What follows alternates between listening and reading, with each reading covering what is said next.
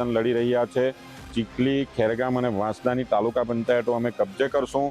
અમે 132 માંથી 116 ઉમેદવારો ઊભા રાખ્યા છે। બાકીના 16 ઉમેદવારોમાં ક્યાંક કોઈક જગ્યાએ પ્રોબ્લેમ હતા, પરંતુ કોઈક જગ્યાએ અપક્ષ અને અમુક ઉમેદવારો સાથે અમારું સેટઅપ છે, ટાઈઅપ છે અને જિલ્લા પંચાયતોમાં પણ અમારું ક્યાંક ને ક્યાંક 3 ઉમેદવારો પછડાયા છે, પરંતુ 27 માંથી 17 થી 18 જિલ્લા પંચાયતો અમારી આ વખતે અમે સર કરવા જઈ રહ્યા છે, એ વાત નિશ્ચિત છે। અને એ આવનારા સમયમાં ઝટકો લાગશે ભારતીય જનતા પાર્ટી અને આપ સૌ પત્રકાર મિત્રોને પણ ઝટકો લાગશે કે આવા રિઝલ્ટો કઈ રીતે આવી શકે, અને એ આવવાના છે।